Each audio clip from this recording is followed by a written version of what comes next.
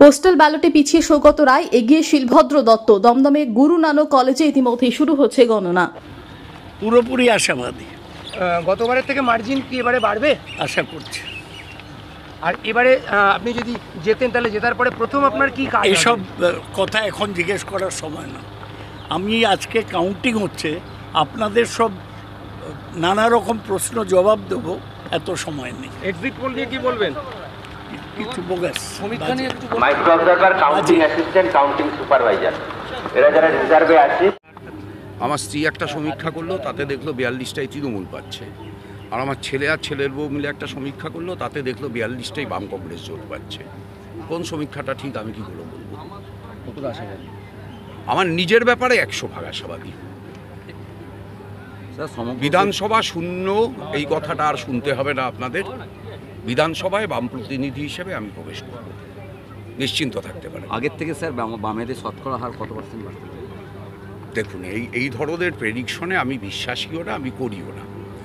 আমি একটা কথাই খালি বলতে পারি, গোটা পশ্চিমবাংলা জুড়ে ফল্গু নদীর ধারার মতো একটা তীব্র তৃণমূল বিরোধী ওয়েভ বয়েছে।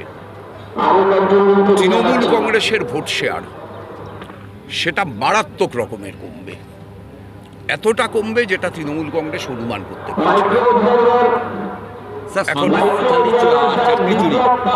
কি বলবেন, এর জন্য কি এফেক্ট হবে? সব কিছুর এফেক্ট হবে। তৃণমূল কংগ্রেস একটা সময় পর্যন্ত যে ভাবমূর্তি তৃণমূল কংগ্রেসের গায়ে লেপ্টে ছিল, সেই ভাবমূর্তি তৃণমূল কংগ্রেস সম্পূর্ণ লুজ করেছে। ফলে তৃণমূল কংগ্রেস বিরোধী তীব্র ওয়েভ আন্ডার কারেন্টের মতো বয়েছে গোটা পশ্চিমবাংলা জুড়ে। আমার নিজের ধারণা, এই ক্ষেত্রে মানুষ তৃণমূল কংগ্রেসকে কে হারাতে পারবে এবারের নির্বাচনে সেটা বেছেছেন, এবং সেই অঙ্কে সাংগঠনিক শক্তির বিচারে উত্তরবঙ্গে বিজেপির লাভবান হওয়ার সম্ভাবনা বেশি, দক্ষিণবঙ্গে বাম কংগ্রেস জোটের লাভবান হওয়ার সম্ভাবনা বেশি। আমাদের এজেন্টরা ঢুকেছে, কাউন্টিং হবে, ভালো হবে। দেখা যাচ্ছে যে এক্সিট পোলে যে জিনিসটা দেখাচ্ছে, সেটা কি আপনাদের কোনো রকম মনোবল ভাঙবে? এক্সিট পোল করাই হয়েছে তো মনোবল ভাঙার জন্য। দিল্লি থেকে বিজেপি সেটাই করেছে, কিন্তু তাতে মনোবল যাতে না ভাঙে সেটাই আমাদের কাজ। তাতে মনোবল ভাঙবে আমি মনে করি না। এবার কি তাহলে বাম ফিরছে?